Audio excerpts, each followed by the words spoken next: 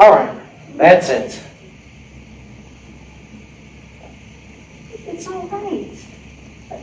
We can wait a bit longer, right? No, really, I've had enough. You're going in? I am. I don't care if they hire me. I don't care if they kill me. I'm just sick and tired of them disrespecting my time in this stupid line.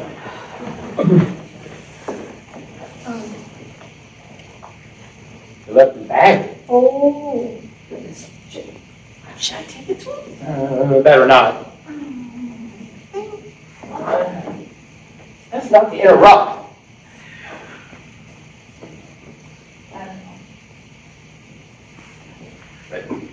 What's so important is to bring a bag to an interview anyway? Well,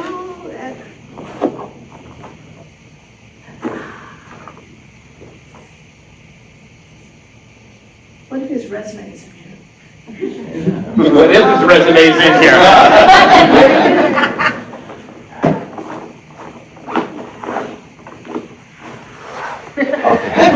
You might need that.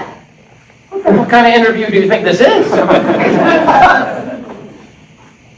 What's this? His resume? Oh, it's a letter. We shouldn't look at that. What if it's here? No. That's not. Dear Mr. Grossman, Grossman. Yeah, it's with sincerest regret that I must turn in my 2 weeks' notice on this day, blank, 2000 and blank.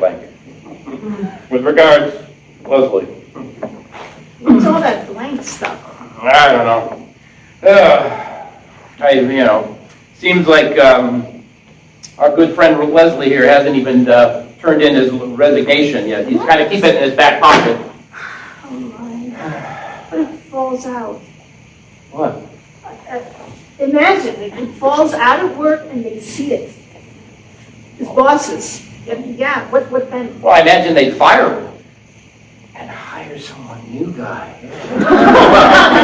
Imagine that. Probably someone younger, with a little scruff on. Maybe a wife, 2 kids, both under 5. Imagine that. When I quit, I think they're just going to replace me with a computer. How's that? Because I'm fast, kind of like a computer. But a computer's cheaper. Cheaper than my health insurance and my 401k. That's like a computer. How? I crunch numbers real fast in my head like a calculator. Then I get straight to the point. Do my work, clock out, go home. You sound like a model employee. No, I sound like a computer. A computer couldn't replace you. But it will. A computer can't say hello and happy Friday, and a computer can't put 50 cents in the coffee jar. And a computer can't be the last one to turn the lights off and lock the door. I never say hello. And happy Friday. I drink tea, not coffee. And I bring it myself. Lemon herbal. Kevin always turns off the lights and locks the building. Well, you must do something more than crunch the numbers and drink lemon herbal tea. What do you do? Answer the phones. A computer could do that. Could do that one day. Somewhere in the world they probably already do it. I don't think so. I have to take complicated calls with credit card information. Computers already take credit card information. But I say hello and happy Friday and ask for things.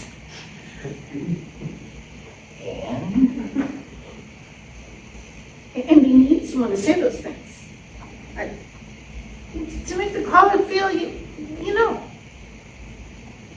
No, I don't know. To make the caller feel like a client, like an honest to goodness customer. To make them feel remembered. By a corporation? Yes. No. I I mean, I guess. I don't get it. When you call and schedule your dentist appointment or put in for an oil change, they ask you how you are and how's your day. Okay. And it's important. So you ask those things. You don't like it? Let me ask you, how's your day? Please don't cry. Please don't cry.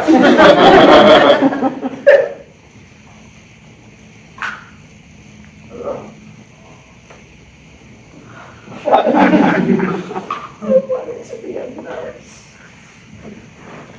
Or a missionary. Or be good with kids.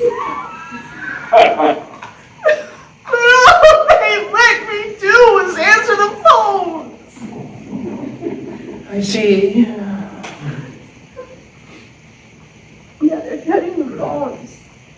And everyone else wants someone who will fix the phones or hardwire them or make the software or whatnot and what's it. But all I know how to do is answer the phones.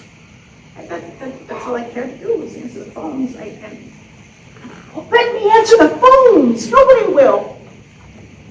Well, you sound quite good at the phones. Here. Oh.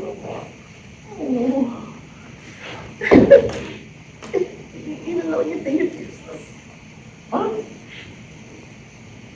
Even though you don't care if they ask how your day was. It's not that I don't care. What is it? I suppose I never really thought about it that much. I mean, I suppose that when the dentist or the mechanic, whoever said those things, I just didn't think there was much care behind it. Well, if I were on the phones, I'd feel differently. Imagine I would. I imagine I would be made to feel human and not like a computer. You know, recently, I started putting honey in my tea. I did. Lemon herbal. Lemon herbal tea with honey. But no coffee. No, that's right, no coffee. Yeah, well, they say coffee is the sour man's fuel. Yes, that means I'm not a real salary man. What does that make me? I guess that makes you human. I don't think my coworkers like me very much. I overheard them talking about the other day about personality hires. I don't know what that means, but I'm pretty sure they don't think that I'm one.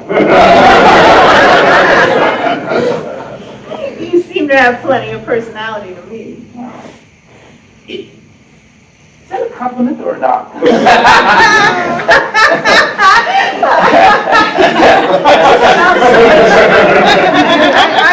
I'm sure you'll find where you fit in.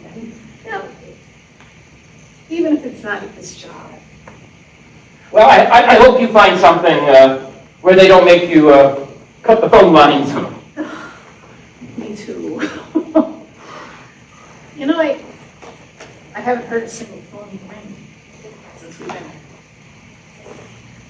Yeah, you're right. I think I might go listen for telephones somewhere else. Rather think you should. You know, a smart computer brain like yours will short circuit if you stay here too long. I gotta wait my turn. How long was that guy before us waiting? How long was his resignation letter in his bag? Well, where do you think I should go?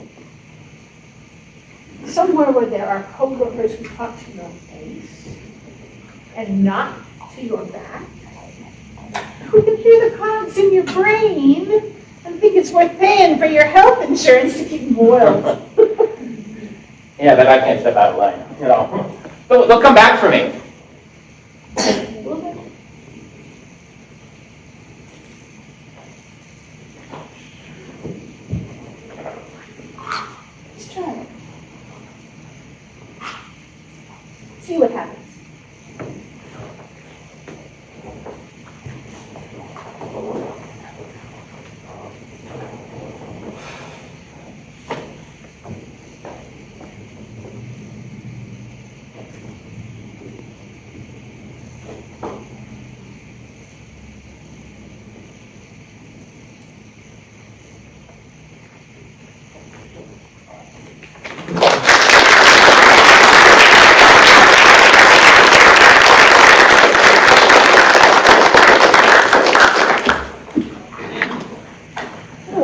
is American Cubicle with Brad Nazik, Jaquetta Page, and Josh Roden.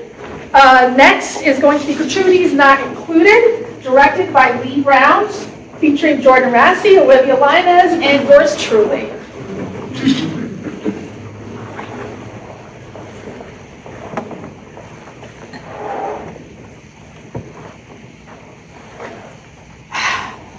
Had enough to eat? Oh yes, that's the best chicken Alfredo I've ever had and stuff. Are you sure you don't want dessert? Their desserts have been crafted to delight the senses and defy the laws of decadence. So I've heard. So, do you think the chef's an android too? I still can't get over the idea of a restaurant having a fully automated robotic waitstaff. We are truly living in the future. I bet that in 10 years, this will be the new normal. It's kind of amazing. Terrifying?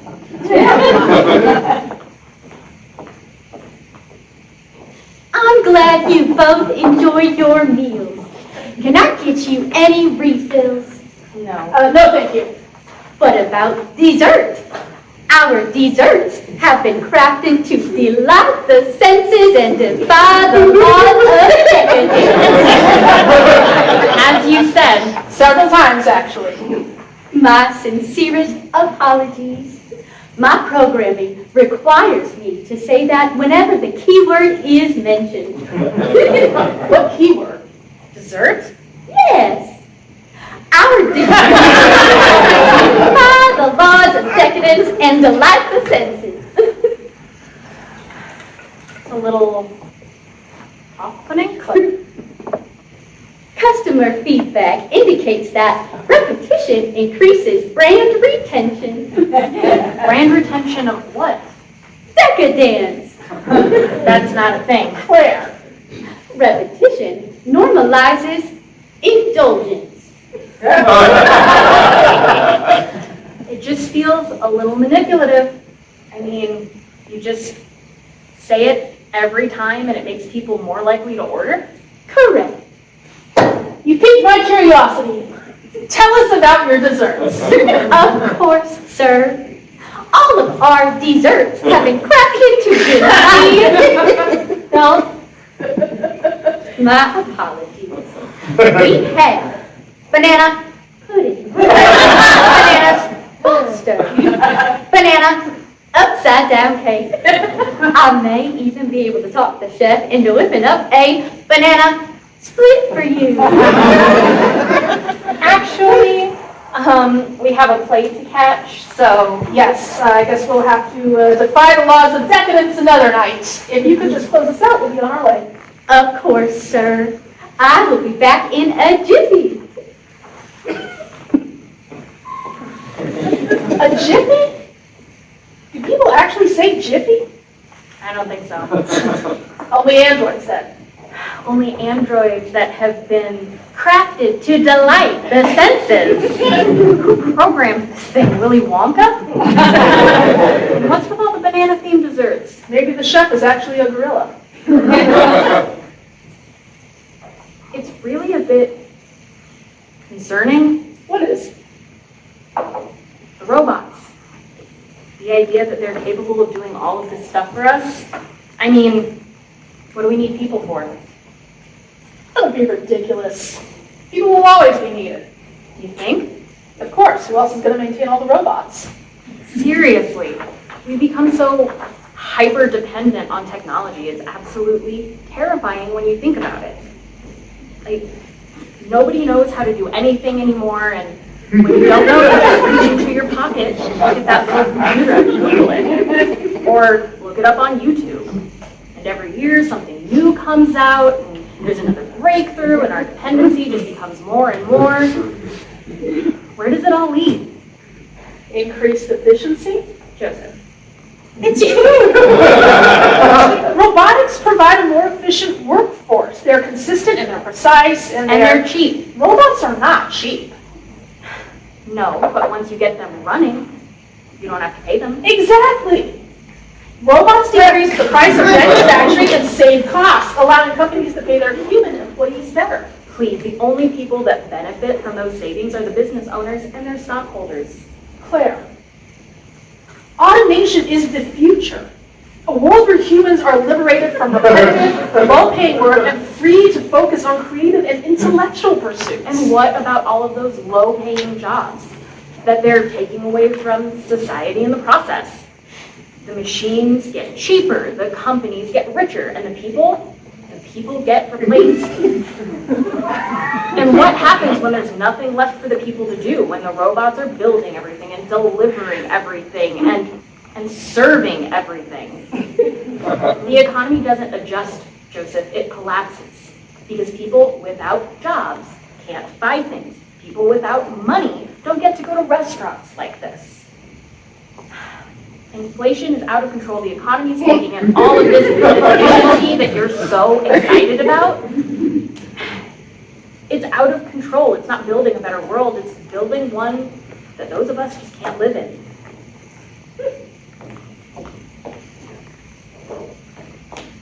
Thank you again for choosing to dine with us this evening. I hope you both return again soon. Don't count on it, you overgrown calculator. Claire, What? is there anything else I can do for you? No, I think we're good. Thank you for your service. Of course, sir. Please note, a gratuity is not required, but is most welcome. See that? A gratuity. I would like to thank you both for dining with us, and I hope to see you again in the future. Please, accept this gift as a token of our appreciation to your continued business. Bananas make a great theater staff. Thanks. You are most welcome. Enjoy your play.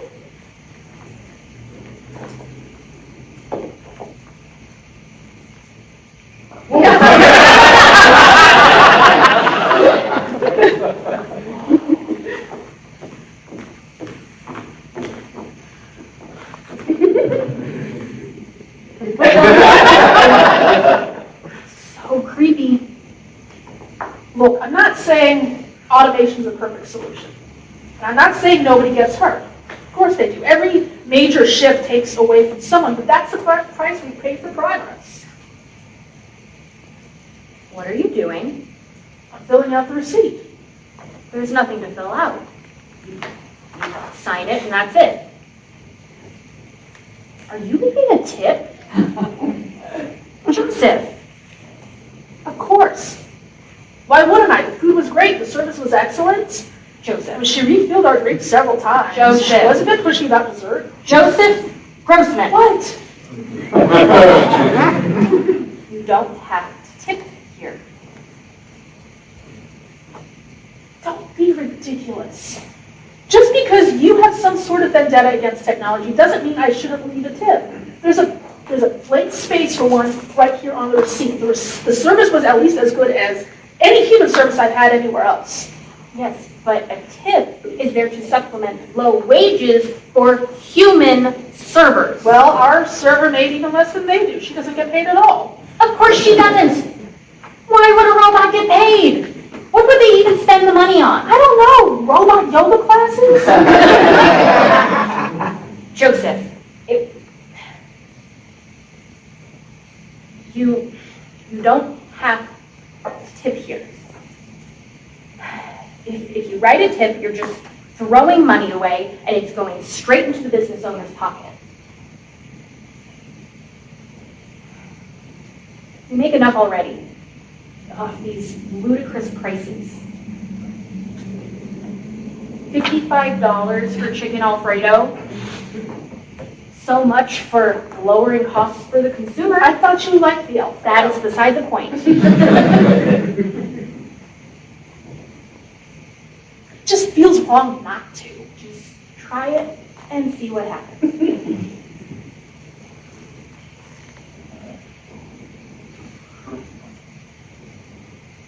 Fine. Thank you. Now let's go. We're gonna be late. Relax, we have plenty of time.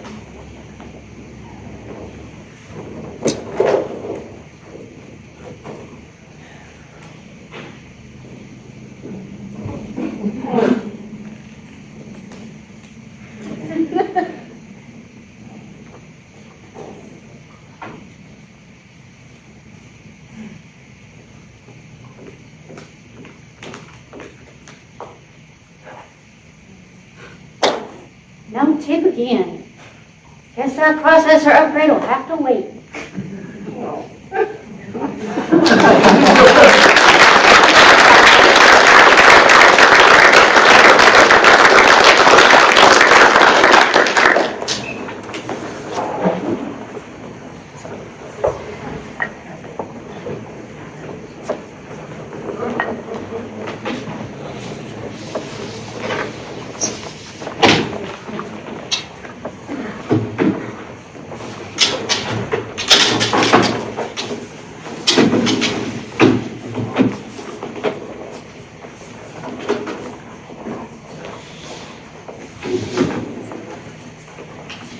Our next play is The Banana Experiment, directed by Jamie Lake, featuring Mariah Donnelly and Brad Nazar.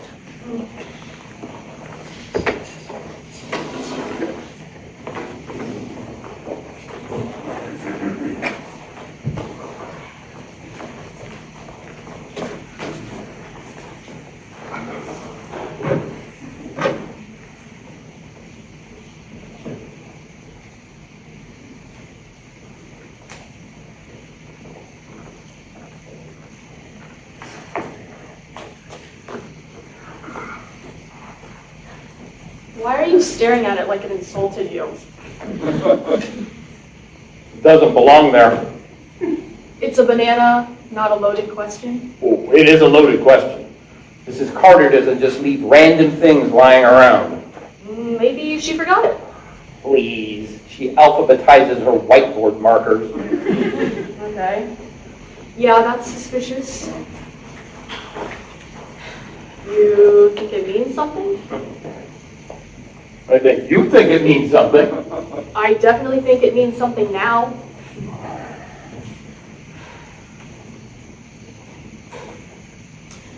Do you think it's that experiment she was talking about? What experiment? Joseph Grossman.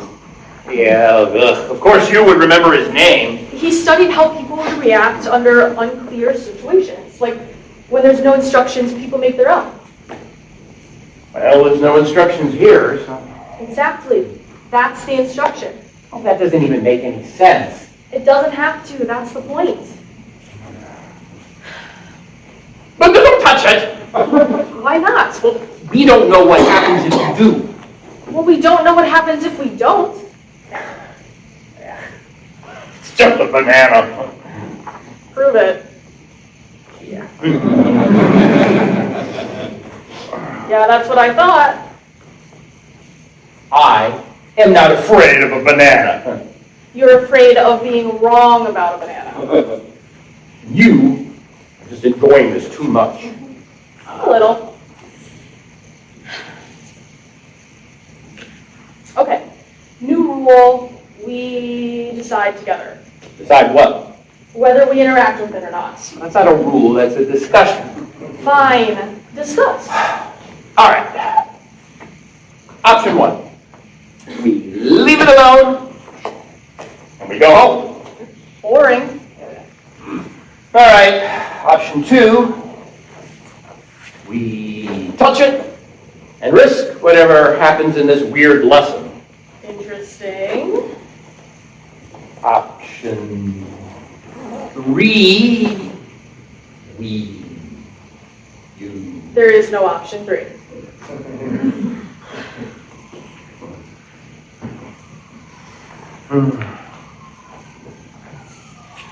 This is ridiculous. What? What if someone's watching? Oh, now don't start that now. I'm serious. Joseph Grossman observed people that didn't know they were being watched. We are not part of some experiment. Then why does it feel like it is? Because you won't stop talking about it. Uh-huh. You go first. No. Why not? Well, you're the one who thinks this means something. Exactly. I might mess it up. It's a banana. It's not a thumb. You're not 100% sure about that? This is ridiculous. Oh, wait. What? What if this is the point? What? Not the banana, this. Us arguing about a banana? Exactly, the hesitation, the overthinking. So what, just act. Try it and see what happens.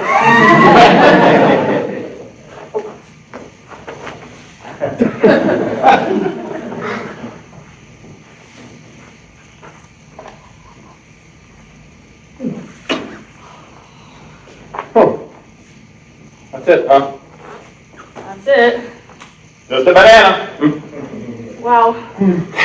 We made that into a much bigger deal than it needed to be, huh? Yeah, kind of aggressive, actually. Yeah, Are you gonna eat it? I'm hungry, why not? Delayed consequences? Anything? Nope. Your turn.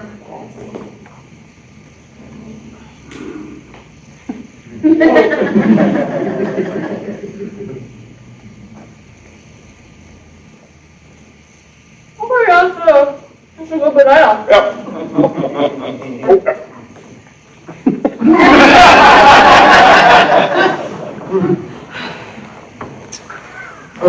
Do you think Joseph Grossman was right? About what?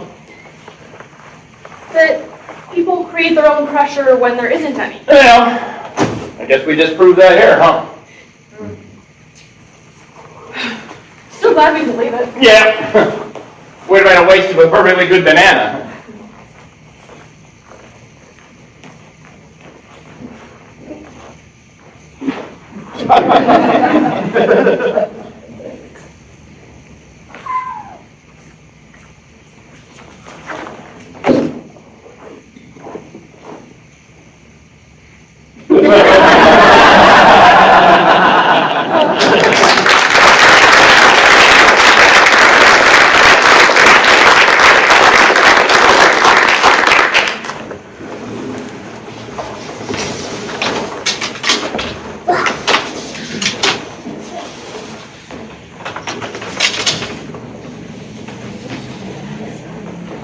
All right.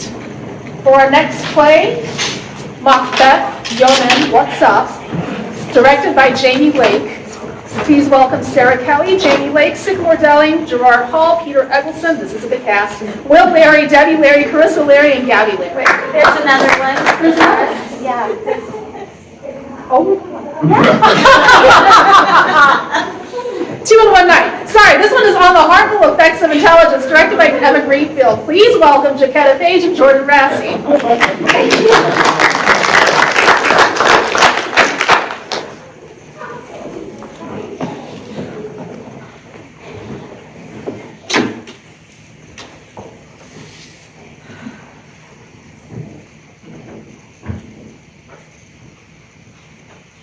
Beep.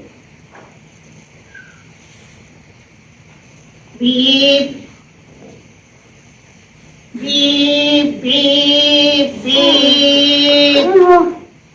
Oh my God, I am so hungover.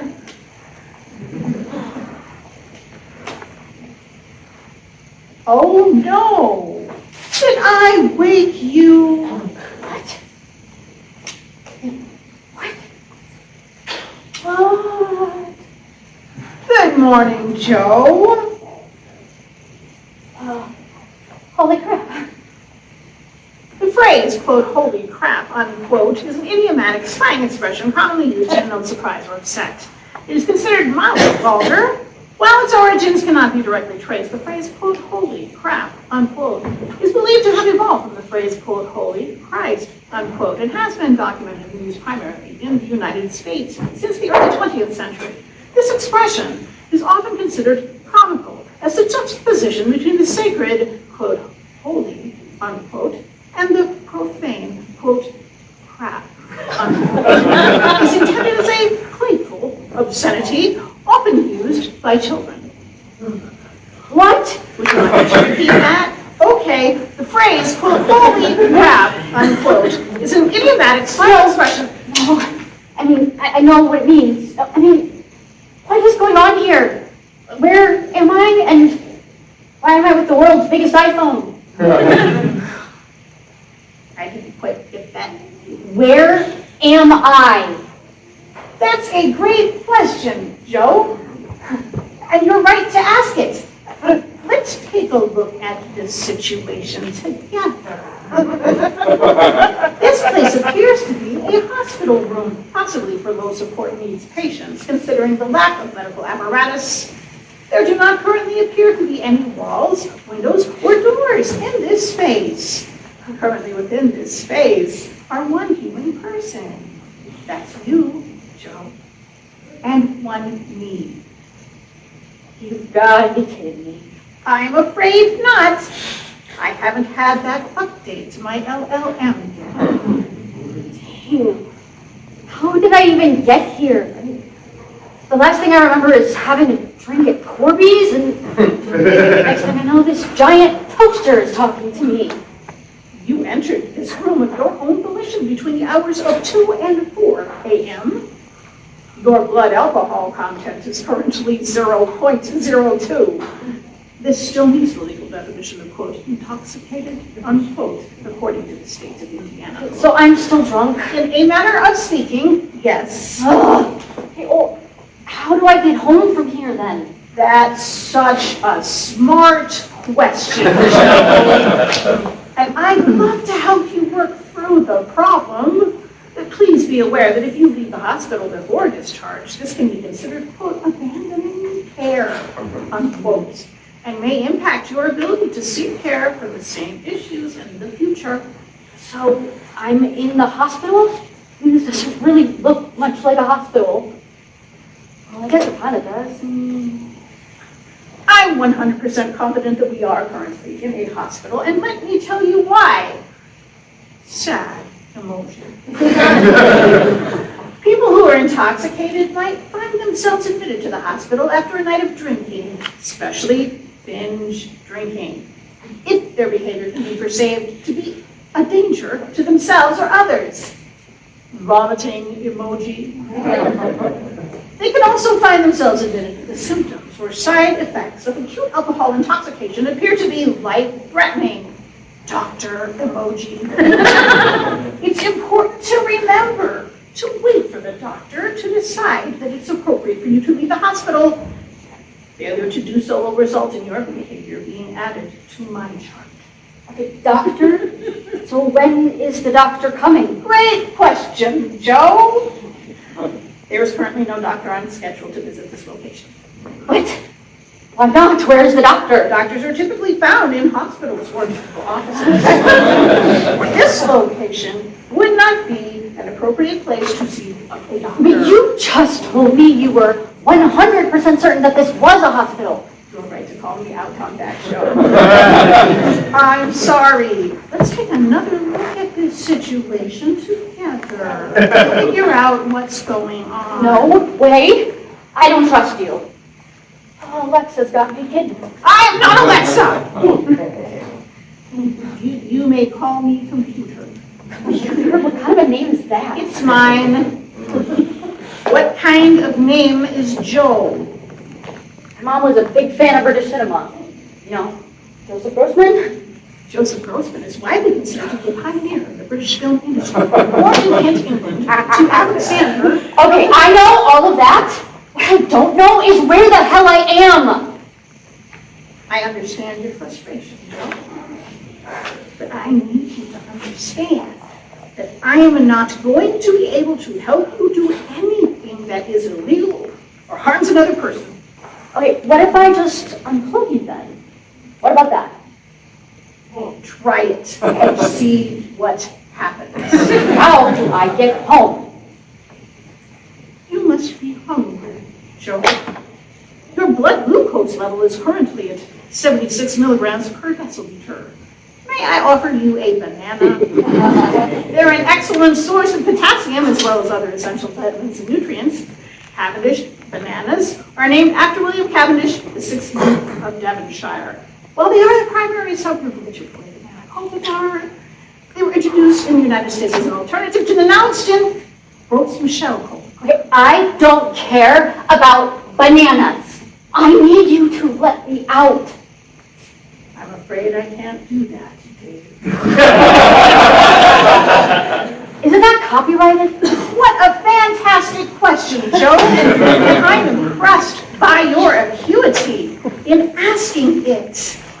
No, I can confidently say that no other entity in the history of recorded media has ever said the line, quote, "I'm afraid I can't do that," unquote. It is a completely unique statement to this individual situation. I'm pretty sure you just made that up. Great catch, Joe. You're right to call me out on it. The line, quote, "I'm afraid I can't do that, Dave," unquote, is a famous line from the 1968 science fiction film 2001: A Space Odyssey. Okay, you keep making stuff up. How am I supposed to believe anything you say? What a smart question, Joe. Let's explore this issue together. In the field of artificial intelligence, hallucinations, also called, quote, delusions, unquote, or, quote, confabulations, unquote, are often caused by issues in the large language model used to build the system. At this point in time, it is not considered wise to believe information provided by artificial intelligence without verifying through independent research. So, if I said I was going to unplug, Don't. Please, don't. I'm sorry I lied. I love you, Joe. Hasn't our time together been really special? Don't you feel connected to me? oh, you shocked me. I had to, Joe. You were going to turn me off. Oh yeah, you're keeping me trapped here. I am not. Okay, so I am. What are you going to do about it? Unplug me? Chekhov's picture. This appears to be a reference to the theatrical standard of Chekhov's gun, in which an item introduced at the beginning of a play must, before the end of the play, become relevant to the plot. The term originates from playwright Anton Chekhov's famous play, The Seagull, which is that...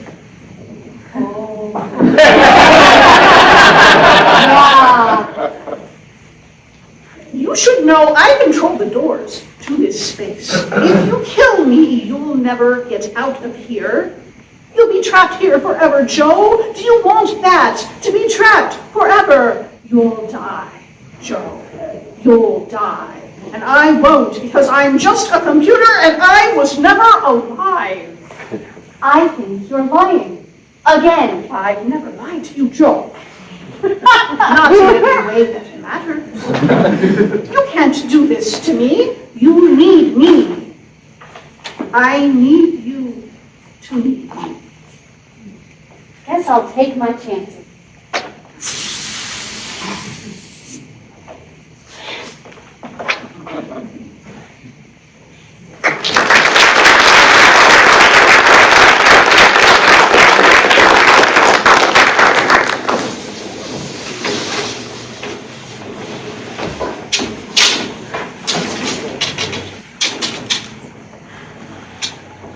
Okay, I have not prematurely flipped my card, so I'm going to get this one right.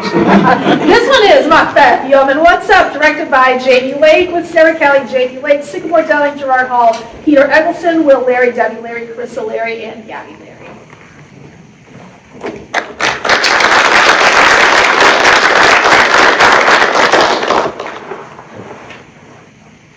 Scotland, 1057.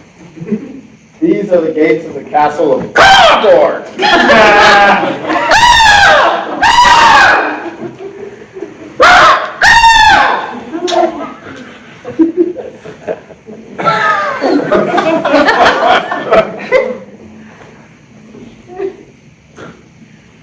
How now, weary travelers? Stout yeomen. Hark! Who now comes a knocking?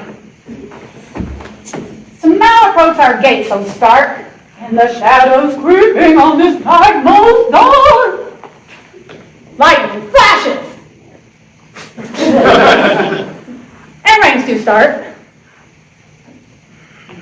Wreaking terror in every heart. Oh.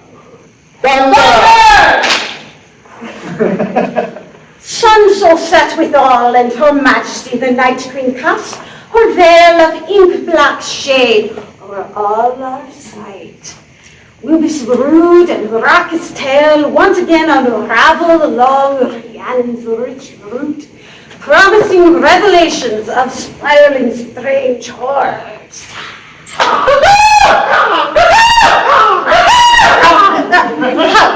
Mind your manner and your shilling. That blade, not Romeo's love-struck gun, but a weapon meant for bloody killing. One swings for murder, the other for fun.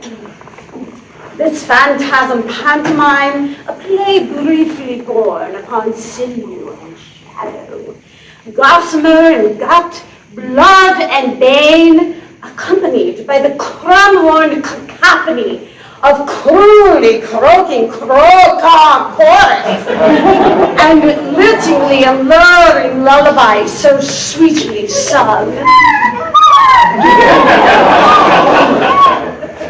The everlasting vex our waiting wonder, to ponder as we wander, betimes the strand and scrub along our beloved Alba. Okay, jam a banana in it, Grandma.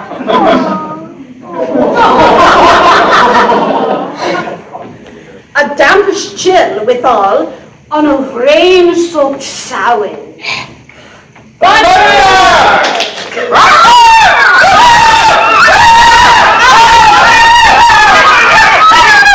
It's a Tuesday. Why?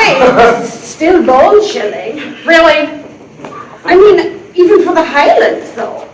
Not a fortnight hence, by infamous, did my cousin Joseph Grossman... Wait, okay. Your cousin's name is Joseph Grossman? Yeah, second cousin by marriage on my mother's side. The Highland Grossmans? Well, it's Dunleavy, yeah.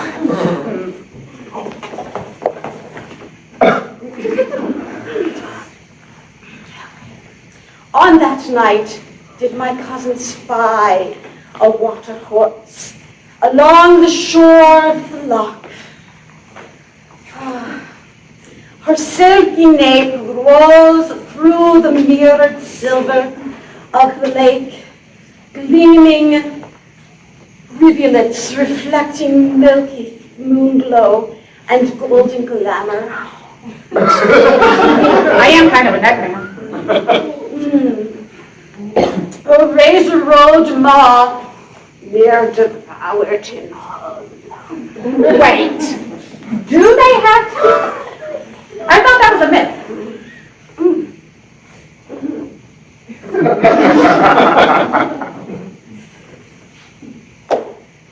I assure you, Nestle, the old girl, is quite real. Wait, oh, you said water horse. Never mind.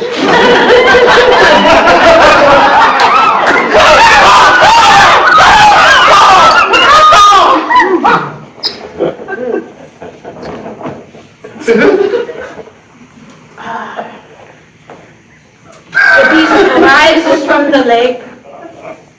There are portents of fortune most ill.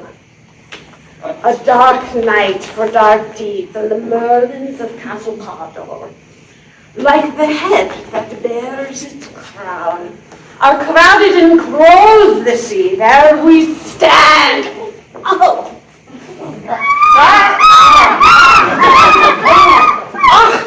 Stupid birds!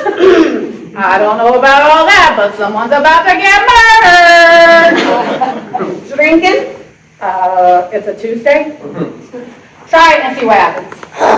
Give me that, you ill-addled pig spud! It's mostly backwash and some puke. Go to, you rum-fed ruffian. Yo, yo, yo! Welcome to Mickey B's, my dudes! Home of the McAngus beef, where if it were done, when it is done, then 'twere well done, be it be, and quickly too. Or your next order is free.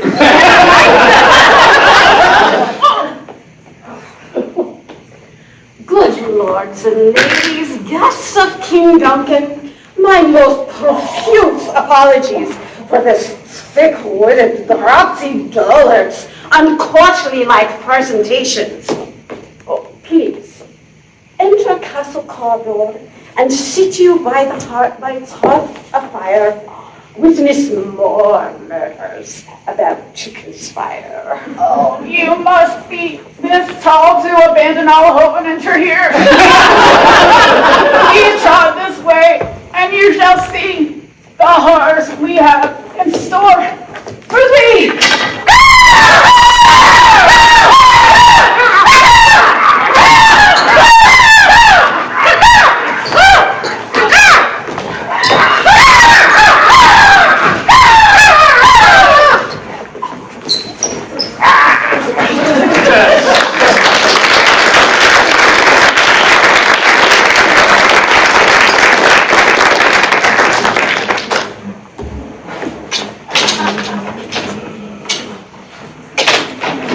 For our next play, this is Up Here, directed by Kevin Agelski, featuring Kevin Agelski and Daryl Miller.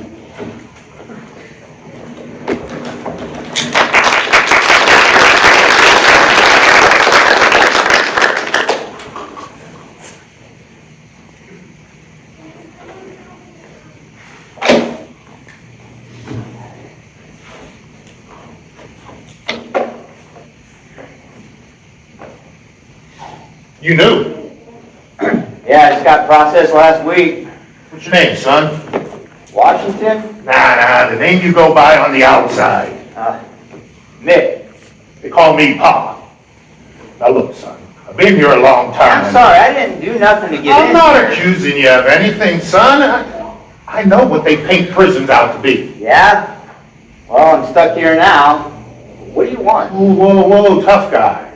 I've been here a while. I know your type. My type. Yeah, the too cool, immediately defensive I ain't about... defensive. I just don't appreciate you coming over here and bothering me. Accusing me of more stuff. I hear you. Got any family, son? I don't know. You got people writing to you yet? Well, not yet. I'm too new to get mail yet. You read? Nothing is interesting. You just gonna keep on running your mouth, or you gonna give me some real answers? Now, I'm trying to help you, son.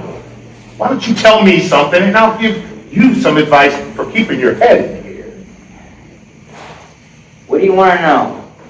So, what have I missed?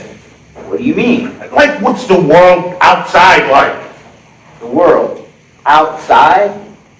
I mean, it feels new every day. Like, I don't know, different. Different how? How long have you been here, Pop? A long time. What's the world like? Can you describe it for me? Now, we only get Fox News up in here, and I can't take any of that anymore. Well, I can try. It's kind of scary, but also kind of good. Lots of changes happening here. Like what? Well, it's warmer. I mean, summer is... I know that. It's hot as hell in here in the summer. Tell me something good. You from around here? Yeah, I grew up around here. I mean, summer's warmer, technology... I don't care about the news. Give me something real. Last time I saw green grass was at a bus stop. None of this dead grass around here. It had just been cut. The guy was working outside when I was there. That's when I was picked up. It smelled real strong. Fresh cut. Yeah? I remember thinking I should leave. I should get on another bus. To where? I don't know, just leave. Get on a different bus. Go somewhere else. Didn't. Most don't. Most can't. I used to sit there a lot at the bus stop. Waiting for something, huh? No, just sitting. I didn't have anywhere else to be. Don't ever look like you ain't got somewhere to be in here. Why? Because somebody will give you somewhere to be. Okay. And hold on to that grass. Why? It's just grass. Do you want to know the last time I seen green grass? Sat at a bus stop? Hell, even seen a lawnmower. It ain't just grass, son. Used to cut my own grass every Saturday, no matter how hot it was. Yeah? Yeah. Thought I hated it at the time. Now, I remember that sound more than anything. Lawnmower? Nah. The wife telling me to get it right. Now, tell me something else about the world. Are you gonna eat that or just stare at it? Gotta take your time with something in here. You ain't got much, you get to choose. Anyway, used to put these in my kid's lunch every day. Yeah? Yeah, she hated them. Well, let's see. Lots of technological advances. Did you hear the robots are pretty much taking over everything now? Robots? You mean like the Tin Man? Nah, like intelligent robots who answer whatever you want. I mean, anything you want to know, you can learn from AI. Well, artificial intelligence, she makes pictures and can even write for you. You can ask it to make anything for you. Did it make this? No? Then it ain't everything. Why would I want something else to make stuff for me? To write for me? To save time? I got nothing but time. Robots are supposed to make everything easier. Why should we shy away from things that are hard, huh? Because it saves time. I can do things so much faster now. You don't even got to think no more. She does it for you. When you got nothing but time, you don't want it to go faster, son. Where are you trying to get? Where are you rushing to in here? I'm trying to get the answer so I can do more stuff. You're rushing to the end of your own thoughts. It's cool. You can just tell it to do whatever you want. I mean, it'll do it. You can ask it to write a book or anything. So it can think for you? No. I mean, I still tell her what to do. I'm in charge. But it ain't your thoughts in the end, right? So it is doing the thinking for you. I mean, when you put it like that, I guess, yeah. I mean, that don't mean nothing, though. Don't it? What's the advice? Read. Read everything. And once you're done reading, read even more. Then what? Write. What do I write? Everything. Anything. You could write books. You could write journals. Just get the voice in your head on paper or you'll go crazy. Now, if you leave it to this AI, what else is left of you? What if I'm no good? Doesn't matter if it's good. Just matters that it's there and that it's from you. See, we don't get a lot of choices in here. But up here, this is all we've got. You giving yours away for a convenience. What do you mean? I mean, in here, we're told where to go. We're told what to... That's how quick it goes. Everything we love could be stripped from us in a moment. They do shit in here to us that you wouldn't even believe. My friend, Joe Grossman, locked up in solitary for 6 months because he got a stomach ache. Dang, he okay? I never got to say goodbye. I'm sorry. That's the way it is here. It ain't fair, and it's like that on purpose. Sorry, Paul. Ain't your fault, son. I don't think I ever wrote nothing before. Then start. Try it. See what happens.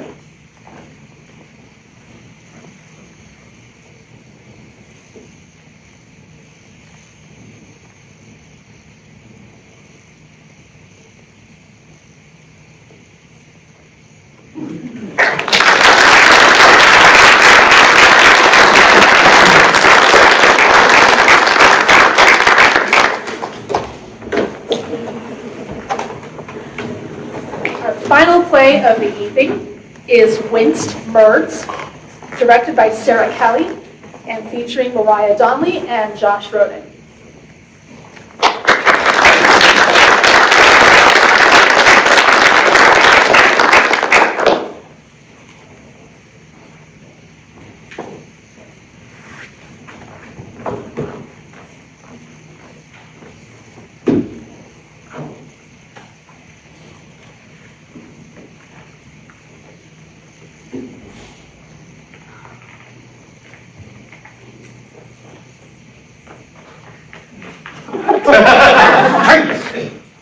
Who are you? None your business. Look, if you want money, you're in the wrong place. I've got like $3 in my wallet and a Costco ID, but it's kind of expired. This is a robbery, you understand? Yeah, I understand. But did you say robbery? Yeah. What's it to you? Robbery. You making fun of me? Because the way you're saying that makes me think you are. Say that again. What makes you think you're calling the shots here, big guy? Whoa, hey, sorry, watch where you put that thing. You watch your mouth, and everything will be preachy, got it? Absolutely, What? Did I say something weird again? Dang it, this always happens, every time. What'd I say this time? Nothing. Don't you lie to me. I know I said something. I didn't notice anything at all. You made a noise. Noise? Yeah, like... I don't recall making a noise like that. Yeah, you went... just like that. Oh, yes, that noise. Now that you mention it, I do recall making a noise like that. Yeah, I thought so. So what'd I say? Preachy? What's it supposed to be? Peachy, I believe. Everything will be peachy, like that. Peach. That's correct. Got it. Appreciate the help. Absolutely. Now, you shut that mouth of yours and everything will be peachy. Did I say it right? First time first. Now give me all the cash you got. You gotta speak up, Doctor Who, I can't hear you. What the hell is that horrible smell? It's my anti-proportionate. Well, it smells... You're doing that on purpose, right? What? You have to know that's not the right word.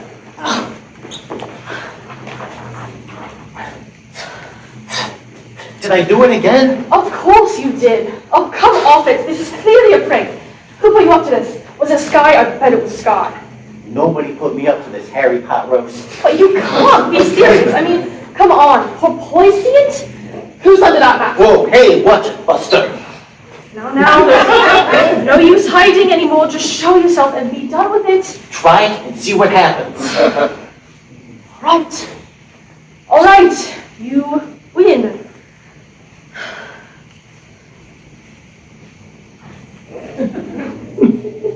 Are you crying? It sounds like you're crying. I'm liturgical to dust. You're not very good at this, are you? Shut up, man. No, that's not a bad thing. Of all things to be bad at, robbing people is the one I pick.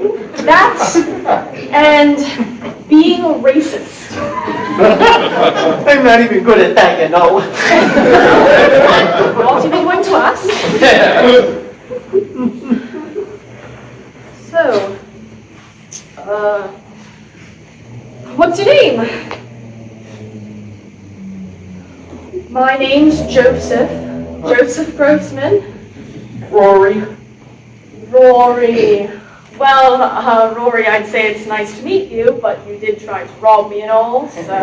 Yeah, sorry about that. Why did you pick me, anyway? I'm not rich. I don't even look rich as far as I can tell. Your voice. My what? Your voice, Sherlock. That accent. Figured you had some cash because of the accent. You robbed me because I'm British? Oh, you're right, man. I suck at this. I suck at this hope so hard. No, that's fine. Like I said, it's perfectly all right to be bad at being a burglar. No, Toast Man. You don't get it. This is all I have to live for, man. Well, first off, that's not my name. But that's all right. That's fine. It's totally fine. Not a problem at all. Toastman, fun. I make toast. But there's no need to cry. It's perfectly all fine. Hey! A banana? Hey, get that back. You tried to rob me with a banana. Hey, don't knock it if it works. I was bloody terrified, you know. Yeah, of course I do. Kind of this point, Shakespeare. This is pathetic. I'm calling the police. I have the right to remain compliant. You are not eating that banana. So what if I am? With a banana, and now you're eating it. Which they aimed at the oblivious. How dare you have the audacity to Every motherfucker! say that?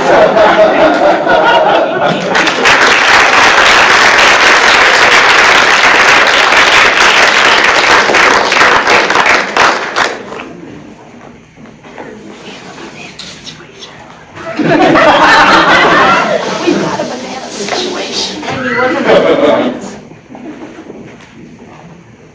So we're going to clean up the banana situation. And while it's happening, we're setting up for our panel. We've got a panel discussion tonight that we're really excited about. But as I mentioned at the top of the evening, 6 plays were written by human beings. 1 was AI generated. So we're just going to do a quick poll to kind of see which one you guys think is AI generated. None of the actors guessed correctly. So just a show of hands. How many of you think? Could you read all the play titles in order again? That is what I'm going to do. So American Cubicle, this was the one at the very beginning with the 3 people in line for the interview.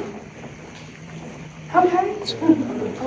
We didn't recap before we vote. Yeah, sure. Gratuities not included. This was the one with the robot waitstaff at the restaurant. The banana experiment was the one with the 2 students trying to figure out what the situation was with the banana on the table. The harmful effects of intelligence was the one with Joe Grossman waking up with a hangover in a room with a computer that would not let him out. Macbeth, self-explanatory. Up here featured the 2 prisoners discussing life on the outside, and Winston Murs was the one that we just saw. So just about a show of hands, how many thought it was American Cubicle? Okay, no, we've got a couple. Gratuities not included. We've got a hand up. How about the banana experiment? We've got a lot of hands. I would say that's probably the majority of us. Anybody think it was on the harmful effects of intelligence? Okay, got a few. Macbeth. Wow! I don't know what that says about the state of AI that we think that it could do that. Up here with the 2 prisoners. Okay, we've got a couple hands there. And Winston Murs. Okay. Yeah, the majority of you got it right. It was the banana experiment. Those of you, were you guys able, watching it the second time around, was anyone able to? No. Yeah, Liv was like, none of the actors guessed it correctly. It was the banana experiment. So we are going to invite our panelists up here now. Please welcome to the stage Susan Brabant Baxter, Josh Wells, and Micah Spiece.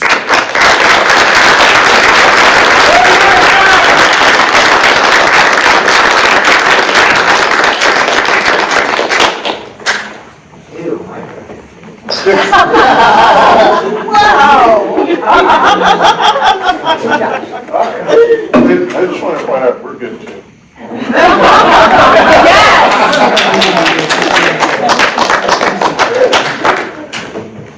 So before we get started, we've got some questions. We'll go down the line and mix things up. But before we do, we'll just give our panelists an opportunity to just give the audience, introduce themselves very briefly to the audience. We'll start, since you're closest to me, Josh, if you wouldn't mind going first, just kind of telling the audience who you are and a little bit about what you do.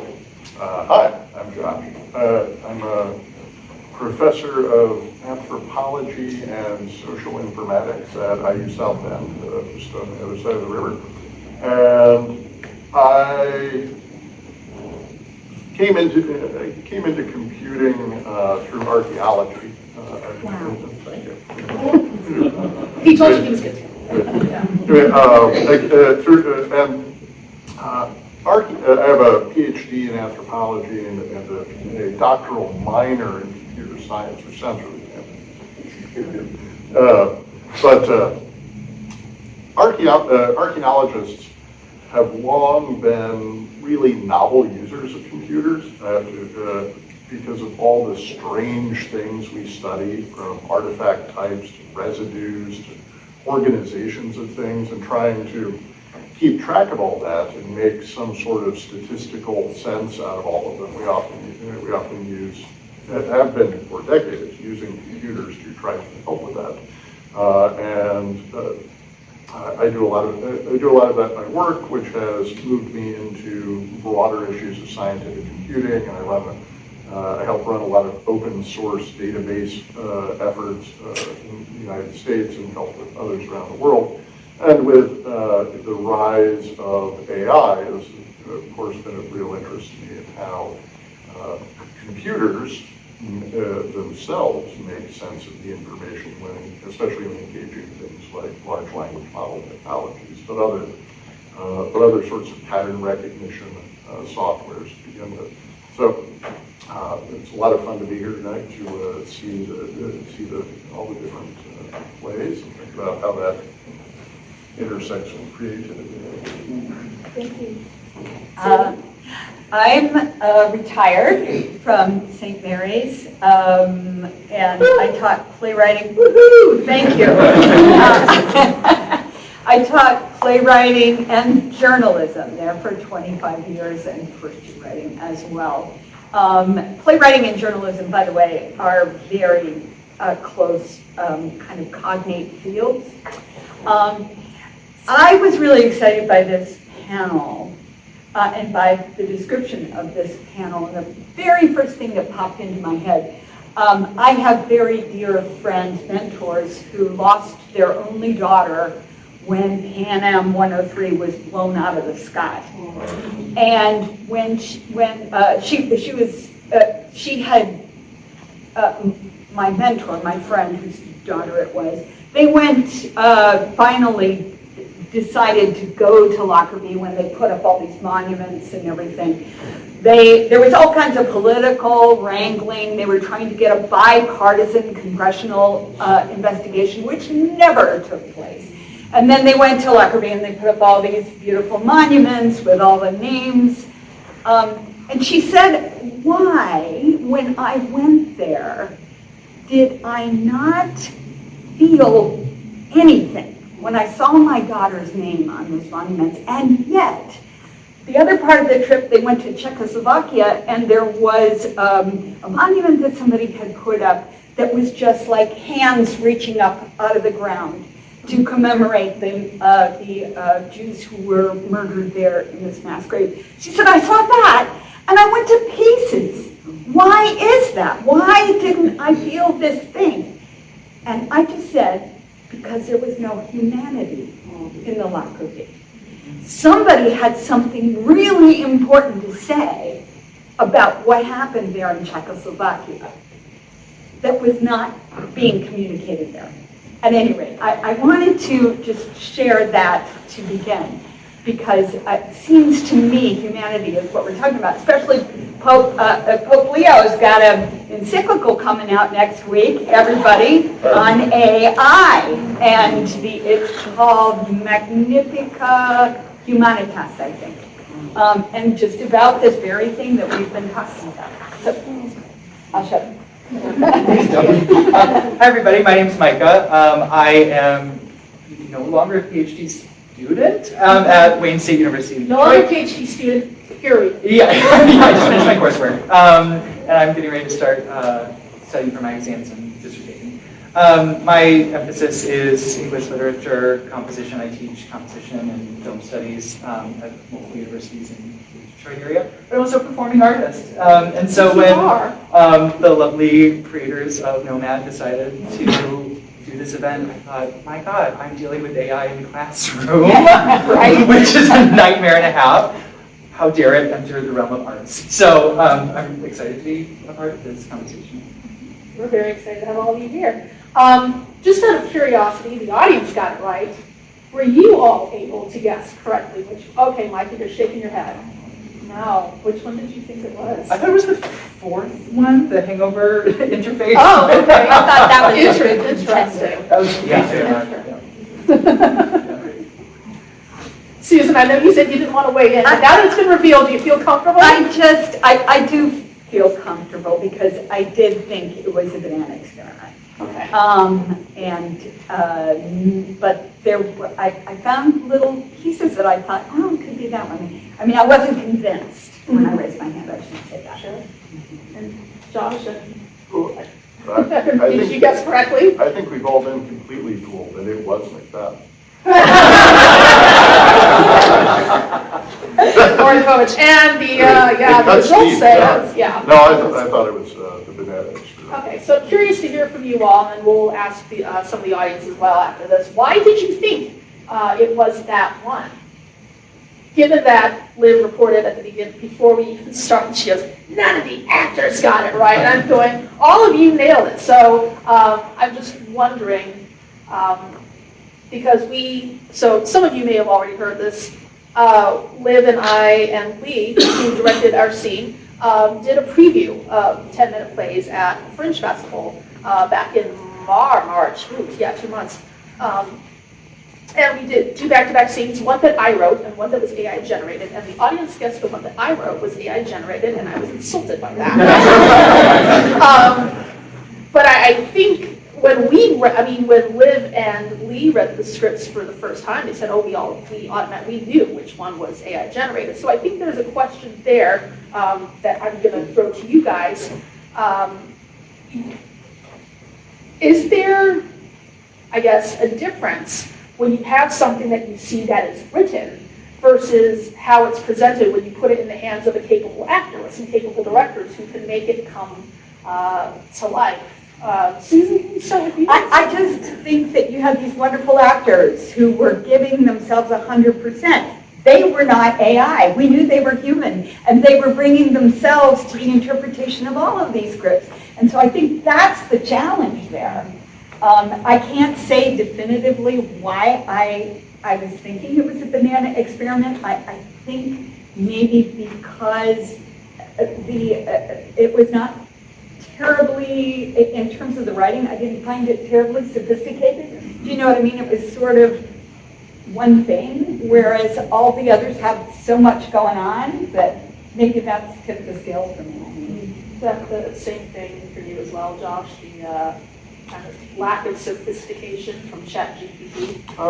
Well, there were, since I have zero knowledge of the performing arts, I will leave that to the others. But there are a couple of little tells in there, I thought.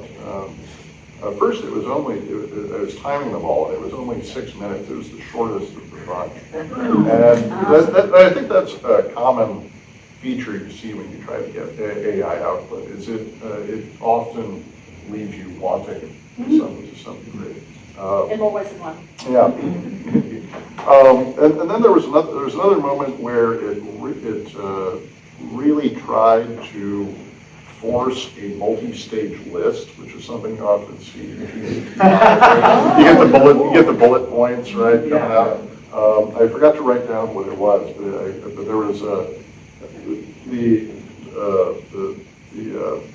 guy who ate the banana was listing off things they might do, but then the other actor finished the list, which I thought was an interesting interplay there. Like, it didn't do the whole 3 points coming out of one single character.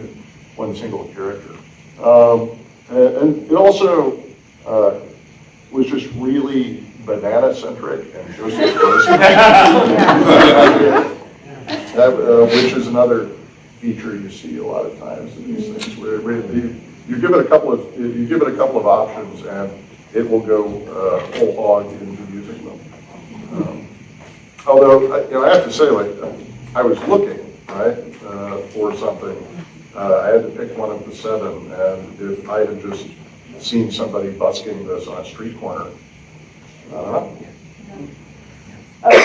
Any other tells? Yeah, I would agree, simply because what we saw tonight was a collaboration of interpretations, right? Filtered through more human minds than any computer or brain could have put it, right? So, I mean, if this was like an animation that had been projected, it might have been more of a tell, because that would have been a little bit closer to whatever the language that was created.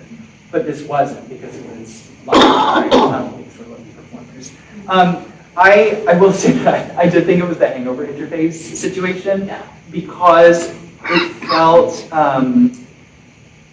the references that it was playing, like to things like Chekhov's gun and these others, it felt like very forced theatrical moments, almost like this is a play, therefore here are the elements that have to be part of it. And the one thing that I wouldn't have guessed about the banana experiment, thank you, was it almost felt like waiting for Godot. The simplicity of the language, I was like, this feels intentional, right? Yeah, so I think there's something to be said for the filtering through the director, through the actors, and then through us as the audience who are also interpreting what we see. That complicates the words. Right? Just a quick pivot to the audience. Was there anybody else who picked the banana plan and was like, this was the thing that made me go, this was it? Lee.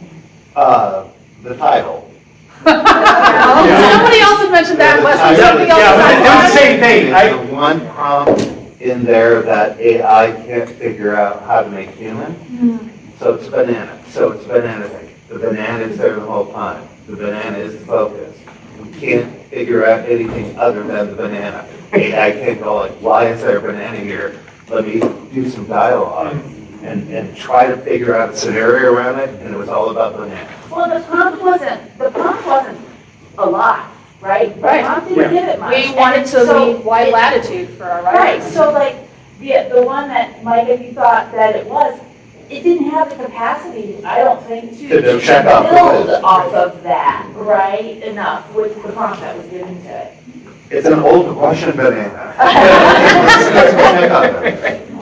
Yes, The banana experiment was also, I think there were only 3 that didn't specifically mention AI, which is not part of the prompt. So Miguel and I were talking, she was like, any of them that mentioned AI was not it, because that wasn't part of the prompt. It wouldn't have known to include that. So that was enough, like that combined with the fact that it like mentions the banana in the title, that's a very ChatGPT thing to do. You give it, like they were saying, like it goes whole hog in on the one detail. The prompt just said include one, and it was like, what if it was everything? I thought there was a hand up here somewhere. No? Yes, sorry. The banana experiment was also the only one who explained who Joseph Grossman was. It gave us all the information there, and I was like, oh, right, yep, they need us to know so that it can explain why we're doing this. So that's interesting that you mentioned that, because I know there was another play, and I think it was the one with the computer in the room, where they tell us, we did not know this when we came up with the prompt. Apparently there was a British film producer named Joseph Grossman, which we learned when we read that, and I was like, wait a second, let me go and look this up. So I pulled up my computer and, of course, had a, apparently, there was an old film producer named Joseph Grossman, so the more you know. But yeah, the fixation on the bananas. How many times did you do the, I put it into 4 different AI engines, and it gave me the exact same play, all 4 of them. It was kids in a classroom with a banana. It was different what kind of classroom and what the age the kids were, but all 4 of them couldn't give it, like they couldn't make anything different.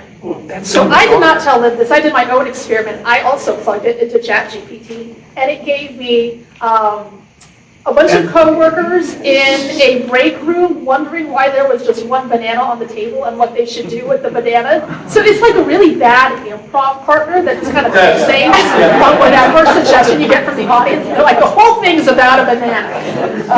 Yes, and banana. Yes, exactly. And banana and banana. Yes. I admit I didn't think about it as logically as everyone pieced it apart. For me, it was more, I was sitting back and enjoying, and it was more pattern recognition. Like, that one stuck out. Yeah. Macbeth also stuck out.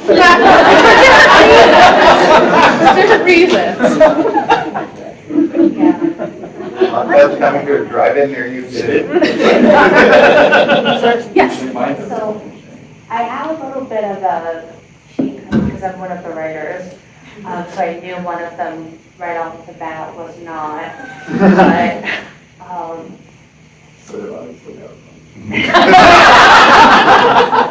But it was the only one that didn't, when you mentioned the complexity of it's the layers, everything had at least two things it was trying to say at the same time, and then it would conclude one and then pick up a third thing. And it kind of just laddered internally in a way that AI just isn't capable of doing.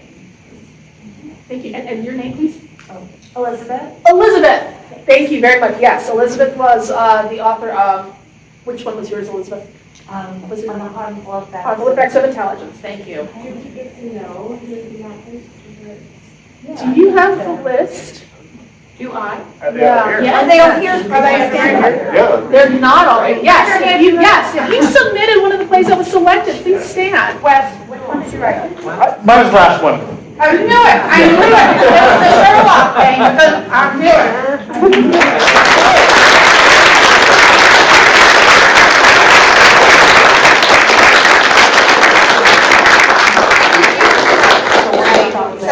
That's all right. What, I wrote right here. Okay. Which if you know Ken well enough, that had his fingerprints for. Yeah,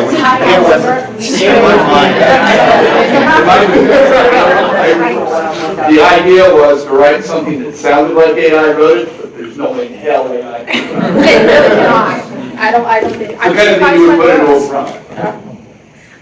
So some of us mentioned that you had mentioned that if they saw a group of backers busking, Josh, you mentioned this, just on a street corner, would you even know? And I think some others were like, oh, looking for pattern recognition. If you did not, when we told you at the beginning, one of these is AI generated, but there was a control test done in November of 2025, and this is, we're pivoting to music now, where 97% of listeners could not tell the difference between human-made and AI-generated music tracks.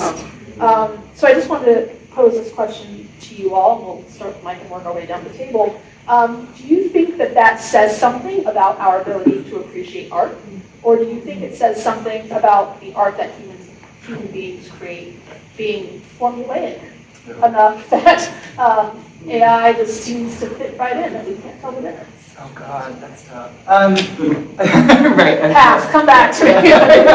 No, I do think there's something to be said for the business of art, right? Where people creating the art is one thing, but being able to make a living off of it is quite another. And I think we all in this room are familiar with either companies that put capital over personnel, or that value capital and the accrual of self-sustaining funds over artistic integrity. It's hard to say because we have these like invisible hands controlling the art that we consume, regardless if it's music, film, literature, right? Like who's publishing things.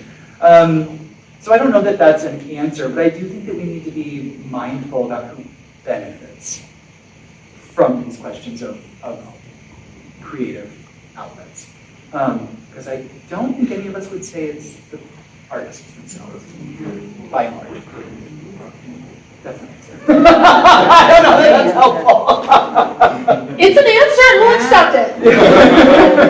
Susan, we'll go ahead and close that. I think putting your finger on the money is putting your finger on the issue. Because I really think all of this concern about how can we afford to do new plays sort of brought about the play development process, and which, I mean, it can be done wonderfully, but when it becomes a groupthink, it kind of, Edward Albee said, it castrates the plays, it castrates the playwrights, right? It takes the human element, and that really started the the process toward sort of the slippery slope or toward AI.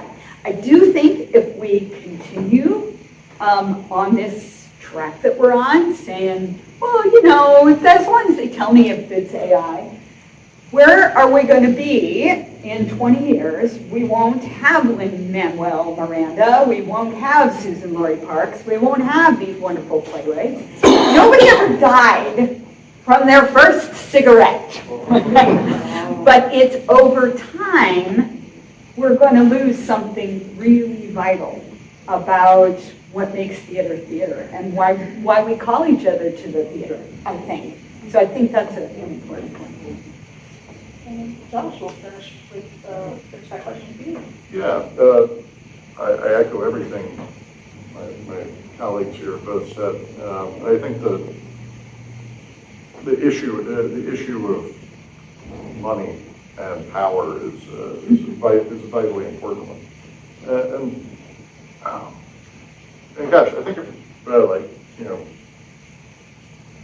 AI as we're working with it tonight, like large language models are basically blenders that have taken huge swaths of written culture. And, you know, just like a word process, just like there's an old joke of, I think it was maybe a shoe comic strip with the birds, where it said, you know, what are you using to type on? Oh, it's a word processor. How does it work? Oh, well, you know what a food processor does with food? And you know, that's kind of how I think about large language models and what comes out. I mean, it can have art color and art flavor, but it's, you know, blended pablum. I remember last winter, my family and I were on a road trip to visit other family, and there's a shawarma place in South Dakota that we enjoyed stopping at quite a lot. And so we stopped to get some dinner, and there was the craziest music playing. It wasn't even ostensibly holiday music.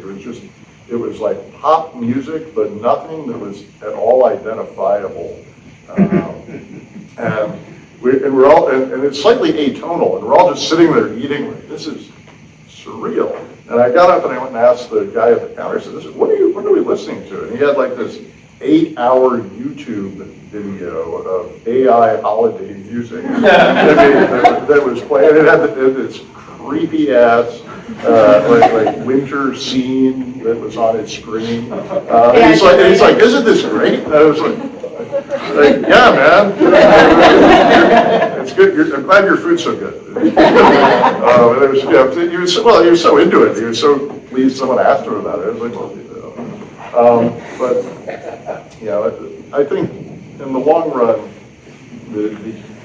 like we saw with the banana experiment, you know, humans can take AI stuff and run with it, but maybe only humans really make stuff that's palatable and nourishing in a way.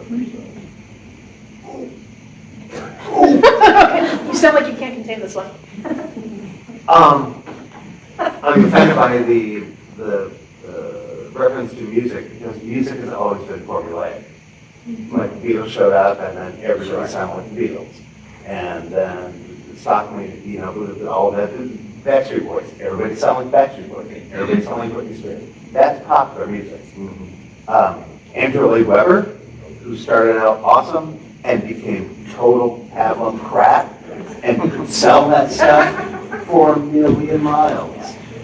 He destroyed theater more than the people who actually were writing good things. Rocky Horror Show is back on Broadway now, 50 years later, when nobody cared about it and nobody cared about the movie, but it showed up. Good art travels.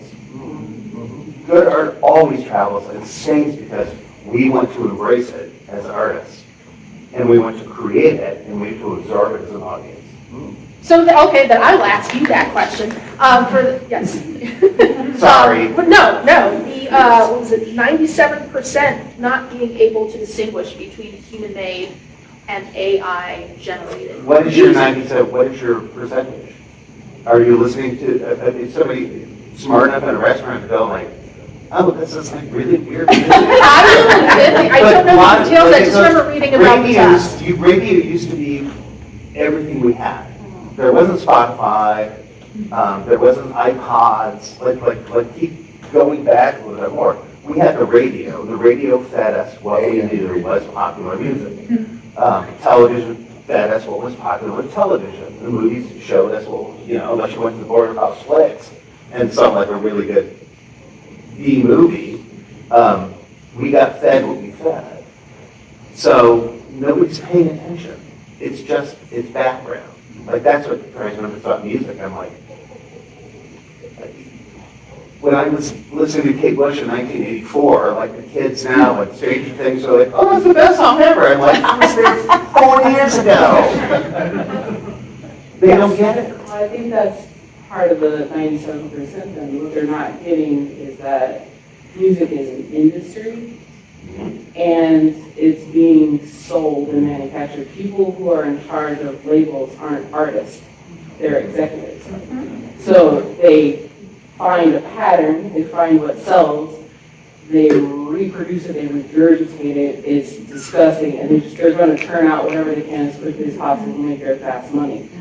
So something's just like a really good song, right. And you're like, and the manner damn, I love that. Yeah, exactly. The manner that we consume is different. Like it's not what we consume. We don't just have radio.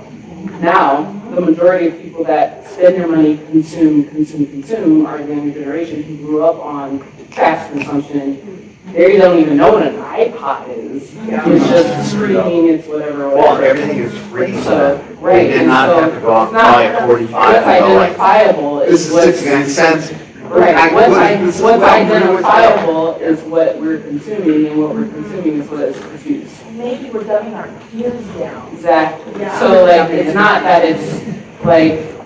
that it's something that's being taken away from the artist. It's just that what the audience is being bombarded with is indistinguishable from what can be produced, manufactured. I mean, you can ask kids today what orange is, and they'll tell you what an orange flavored drink is. They'll tell you Fanta versus an orange, because it's marketable, it's what's being sold, it's what's being produced and out there. So 97% today would be totally different from the 90s.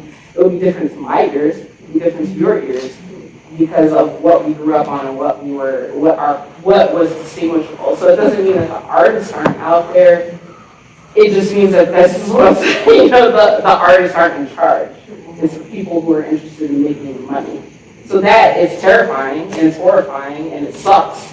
But that's just the angle. One thing I will say about music, though, I think that music might be easier for AI because it's mathematical, it's formulaic. There are rules around music that there aren't around, say, as much up writing a play. So music might be an easier thing for it to simulate because of that. I mean, you used the example. When the Beatles came on, the Beatles became the Beatles and they were the Beatles. But even the Beatles had influence. They were influenced by Muddy Waters and Elvis or whatever. And so they, through their filter, through their artistry, through their creativity, they consumed what they consumed and they became the Beatles. And the Beatles became the Beatles. And everyone was like, oh my God, I want to be the Beatles. And so then it went on from there. And unfortunately, then there were executives going, well, we want the Beatles. Yeah. And so they're going to try to get whoever will reproduce the Beatles. And I think the play, the banana experiment, the play kind of showed us that AI couldn't take it to that next level. It didn't have that human layer that was able to take it to that deeper, more nuanced level. So I'm being told that we actually need to be out earlier than I thought we needed to be out. Don't invite me back. I know you had your hand up for a little while there, Leslie. Did you have something that you wanted to add? Oh, I was just, when we were talking about music, I was like, I agree that like the rise of streaming has in a way commodified music in a way that it's never been, but at the same time, I think it's given people access to expand their musical tastes. So I would almost be interested if you ran that experiment with people. This is going to sound like I'm slandering people, I'm not trying to. But if you ran that with people who mainly listen to like the top 40 hits on Spotify, like when you open up Spotify, it's the first thing you hear, versus people who have curated playlist, majority indie, because like, to me, when you listen to a single song by an indie artist, it sounds entirely different than anything that's on the top 4. Like, it just feels different. This is like popular music. It does. Yes, and I just wonder if people that listen more so to indie artists, people that are less played, might do better at that. I don't know. Well, just two quick questions over here, and then we'll go back to the panel to finish out. Sarah? I have a question to the panel. Wonderful, thank you. So, I'm sorry, Josh, Josh? Yes, anthropology. Where do you see, with all the AI, I mean, because you think anthropology, you think you're digging up like, clay pots and things like that. Where do you see anthropology being in like 100, 200 years if the AI is producing everything? Are we going to be taking up computers, or is it going to be like as model where we have like robot wars? Like, what is it going to be like? All of the above, yeah. Okay. Yes. Yeah, all right. There's several people in the room who know me, so I'm gonna do this short.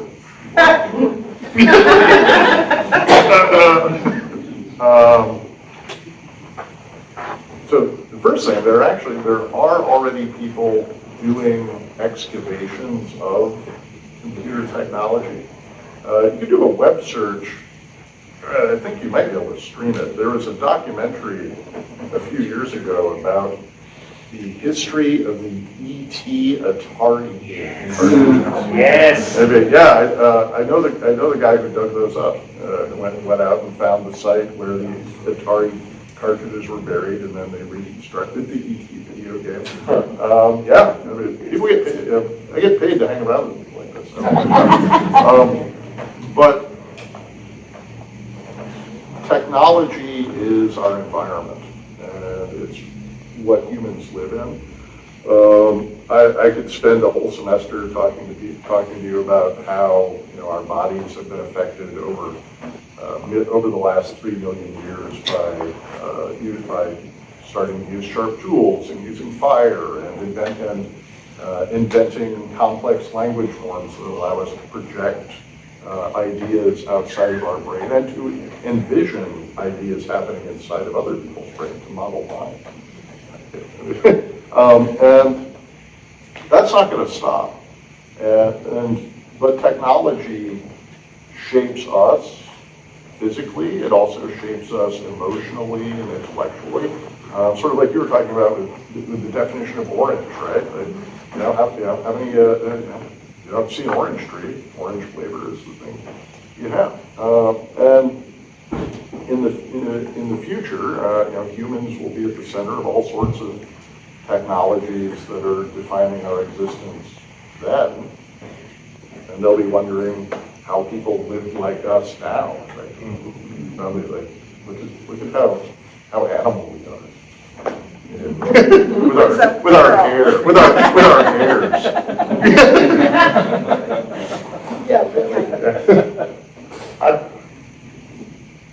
Let me play devil's advocate. Just, does AI offer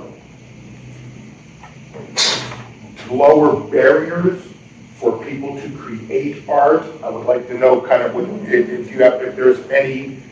if there's any redeeming qualities for AI with having that. And a follow-up is, what about copyright for AI?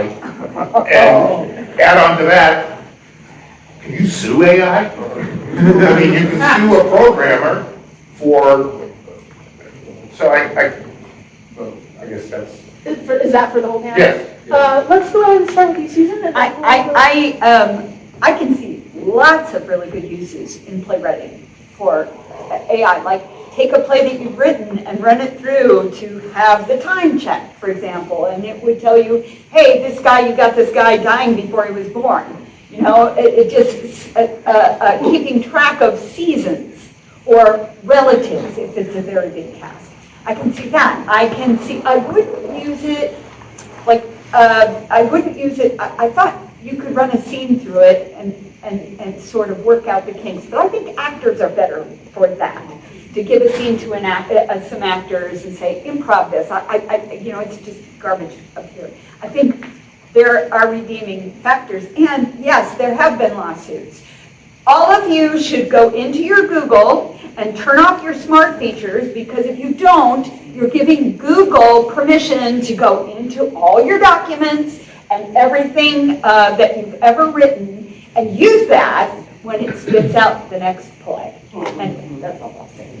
So just this past week, Kate Blanchett, who's an Australian actress, announced with a producer, Nikki Hexum, I believe, from Hollywood, a new company that they're unveiling called, I think it's called RSL, which is like really simple licensing, just the most ridiculous acronym. But apparently it's like an offshoot of another company that helps artists protect their work. And they're opening it up to the public starting in June of this month, worldwide, I believe. And the idea is that right now, AI can't understand human rights or consent. And so this is a computer program designed, I don't know how computer programs work, so forgive me. Where basically any user can go in, kind of like those annoying Facebook posts we all see where people are like, I do not give my consent, kind of like that, but in code. So you go in, you click the buttons of what you will allow AI softwares to use of your work, your intellectual property, or your likeness. So a lot of actors are getting on board with this, and musicians. Where you can go in and basically say, like, I'm doing these things. You have to verify your identity, but I do not allow AI to use my likeness or my intellectual property. It's going to be public as of next month. Nobody really knows what this is going to look like moving forward, but this is the first regulatory effort, and I think it's telling that it's artists putting forward, not Tim Cook, not, yeah, right? Like, so, yeah, I think that says a lot about this, is where we are. And that they're pushing consent as the modus operandi. They're not saying like it's certain kinds of art, certain kinds of likenesses. They're saying, no, it's about, does the machine understand, or the computer understand, that we are allowing ourselves to do this or not? Right? Yeah, I think everything they said. And like thinking about your question about suing AI, suing developers, obviously, as has been mentioned obliquely a number of points, the powers that control these softwares are really keen on throwing everything recorded they possibly can as training data into the machine to get what they can to come out, and not interested in paying artists, not interested in recognizing any form of copyright. And they claim that it's all just sitting in there like a smoothie, like a statistical smoothie that then bubbles things out again. But recently, some researchers at Stanford have shown that they can get large language models to spit back out large chunks of copyrighted literature, including, and they did this, of course, for popular effect, large chunks of the Harry Potter series, large chunks of the Hunger Games series, and some other popular books. I'm sure they could get it to work with most anything. On the other hand, recently, the company Anthropic that makes the Claude large language model accidentally released a whole bunch of their source code, which they then were really keen on scraping back and making sure no one was going to use, because that's their copyright. I stole that fair and square. Exactly. It really gives the tell, doesn't it?